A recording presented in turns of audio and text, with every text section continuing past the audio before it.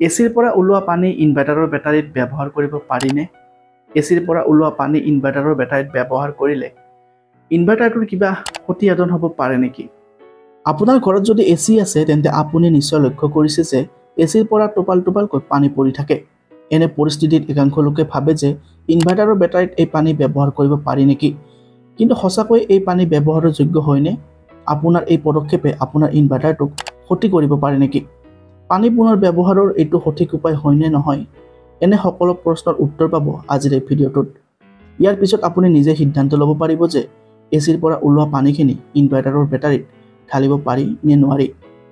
যেতিয়া এচিয়ে কোঠাটো ঠাণ্ডা কৰে তেতিয়া সেই কোঠাটোৰ আৰ্দ্ৰতা পানীৰ ৰূপত ওলাই আহে। এই পানীক ঘনীভূত পানী বোলা হয়। দেখাত এই পানী পৰিষ্কাৰ, কিন্তু ইয়াত বহু ধৰণৰ ৰাসায়নিক পদাৰ্থ, ধূলি আদি পোৱা যায়। অৰ্থাৎ এই পানী আপুনি খোৱা বা পুনৰ ব্যৱহাৰৰ বাবে উচিত বিকল্প নহয়। এনে পানী চিন্তা নকৰাকৈ কোনো যন্ত্ৰত ব্যৱহাৰ কৰিব নালাগে। ইয়াৰ বাবে বেটাৰীৰ আয়ুস কমি যাব পাৰে। ৰাসায়নিক বিক্ৰিয়াৰ ফলত বেটাৰীৰ ক্ষতি হ'ব পাৰে। বেটাৰী লিক হ'ব পাৰে, আনকি ফাটি যাব পাৰে। ইনভাৰ্টাৰৰ বেটাৰীত সদায় ডিষ্টিল্ড পানী ৰাখিব লাগে।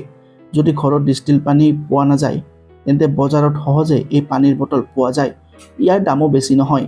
ইয়াৰ বাহিৰেও ইনভাৰ্টাৰৰ বেটাৰীত পানী ভৰোৱাৰ পদ্ধতিৰ বিষয়ে বিশেষজ্ঞক নিশ্চয় সুধিব লাগে।